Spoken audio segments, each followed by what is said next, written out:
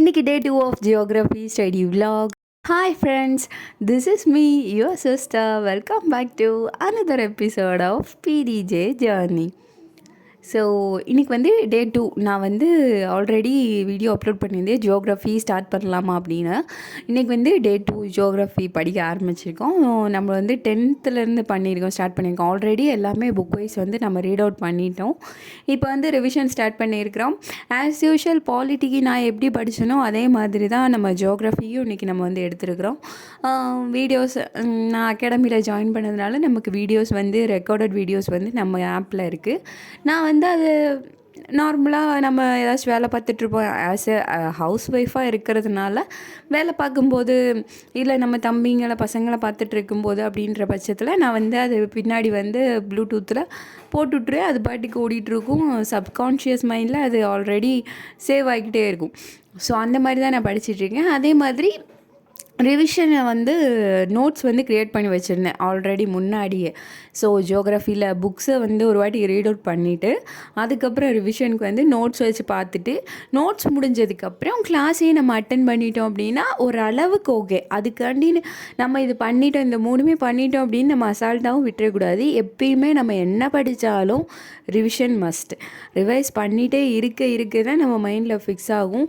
நான் வந்து புக்கில் படிச்சுட்டு நோட்ஸ் படிக்கிறதுக்கு நான் வந்து கொஞ்சம் கேப் விட்டுட்டேன். அதாவது நேற்று நான் படித்ததை நான் கேப் விட்டுட்டேன். நான் அதுக்கடுத்து ரிவைஸே பண்ணலை. இன்றைக்கி எடுத்து திடீர்னு பார்க்கும்போது அது ஏதோ நான் படிக்காத மாதிரியே ஃபீல் ஆச்சு. ஏன் நேற்று படித்தது இன்றைக்கி படிக்கும்போதே படிக்காத மாதிரி ஃபீல் ஆச்சு. ஸோ அப்படின்ற பட்சத்தில் எப்பயுமே நம்ம வந்து ரிவைஸ் எடுக்க தான் நம்ம மைண்டில் வந்து ஃபிக்ஸ் ஆகும். என்ன தான் நம்ம வீடியோ பார்த்துருந்தாலும் சரி, என்ன தான் நம்ம படிச்சிருந்தாலும் சரி, புக்கில் படித்தாலும் சரி, எதுவாக இருந்தாலும் எப்படி படிச்சிருந்தாலும் ரிவைஸ் அப்படின்றது நமக்கு ரொம்ப ரொம்ப முக்கியம். என்ன படித்தாலும் ரிவைஸ் பண்ணி படிங்க. அப்படின்னா தான் மைண்டில் ஃபிக்ஸ் ஆகும்.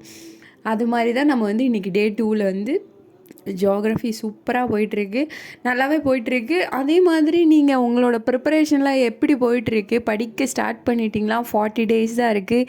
உங்களோட மைண்டில் என்ன சொல்லிகிட்ருக்கு, இல்லை என்ன பண்ணலாம், எப்படி போயிட்டுருக்கு அப்படின்றத கீழே கமெண்ட் பாக்ஸில் கமெண்ட் பண்ணுங்கள். ஓகே. ஸோ இன்னுமே டேட் வந்து நமக்கு ஒஃபிஷியல் பேஜிலேருந்து நமக்கு எந்த விதமான ஒரு நோட்டிஃபிகேஷனுமே நமக்கு கிடைக்கல. இன்றைக்கி தான் டேட் அப்படின்னு. இதுவுமே வந்திருக்கிறது ஜூன் 28 அப்படின்ற வந்திருக்கிறது வந்து ஒரு மெமரண்டமாக தான் வந்திருக்கே தவிர ஒஃபிஷியலாக இது தான் இன்றைக்கி தான் அப்படின்னு நமக்கு வந்து இன்னும் தெரியல. ஏன் அது தெரியல அப்படின்னா நமக்கு வந்து கேஸ் போயிட்டுருக்கு.